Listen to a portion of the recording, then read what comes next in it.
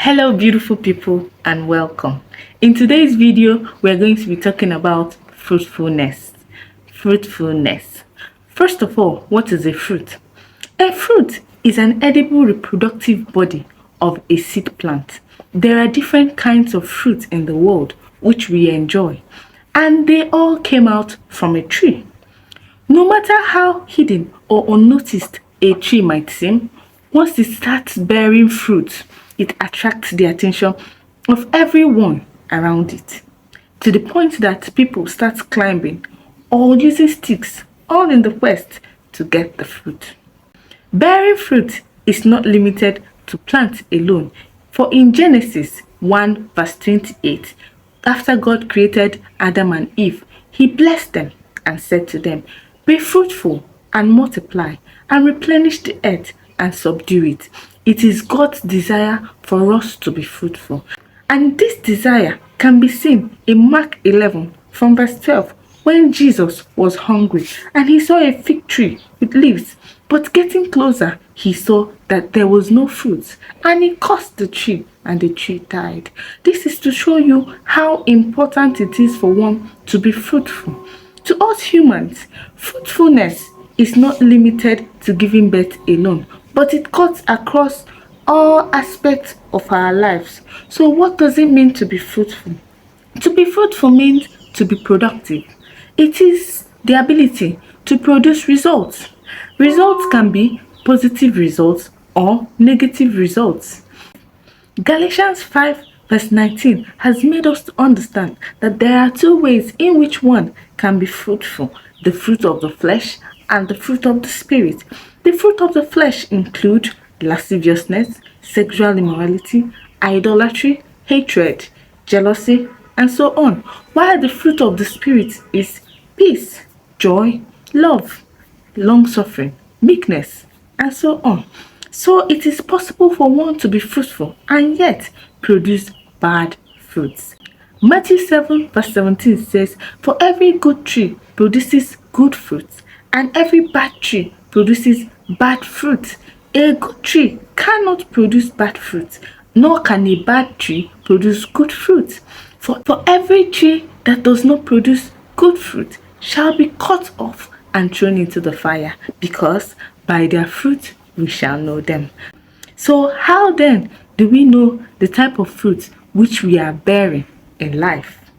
Today I'm going to show you the ways in which we can measure the fruitfulness of our lives. Number one is character. Character is the collective quality that distinguishes an individual, indicating the person's moral strength, spiritual depth, and sterling reputation. Your character is what defines you.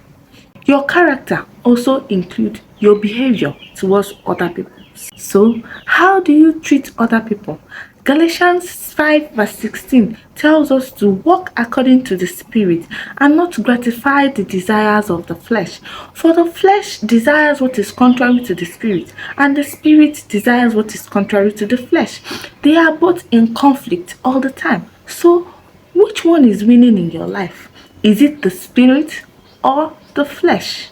Remember that Galatians 5:19 has given us a list of the fruits of the flesh and that of the spirit. So, when measuring your life to know how fruitful your life has been, check to know whether your actions and behavior are in line with the fruit of the flesh or that of the spirit.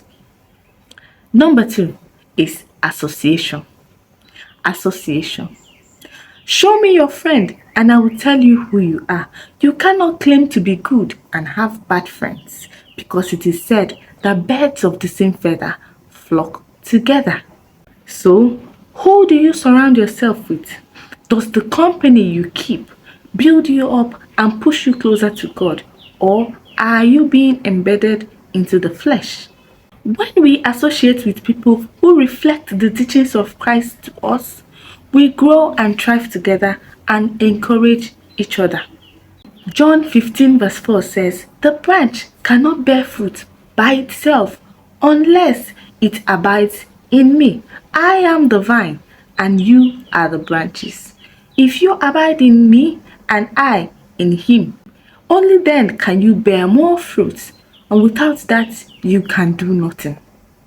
A life without Christ cannot be fruitful. For blessed is the man who walketh not in the counsel of the ungodly, nor standeth in the way of the sinners, nor sitteth at the seat of the scornful. But his delight is in the law of the Lord, and in this law does he meditate day and night. He shall be like that tree that is planted in the rivers of water, that brings forth fruit in and out of season. His leaves shall not wither, and whatever he does shall prosper. Number 3 is productivity. Productivity is the measure of the efficiency of a person in converting input to useful output. Your standard of living is solely dependent on your ability to be productive. Ephesians 9 verse 10 says, "Whatever your hand findeth to do, do it with all your might. For in the realm of the dead there are neither working, nor planning, nor knowledge, nor wisdom."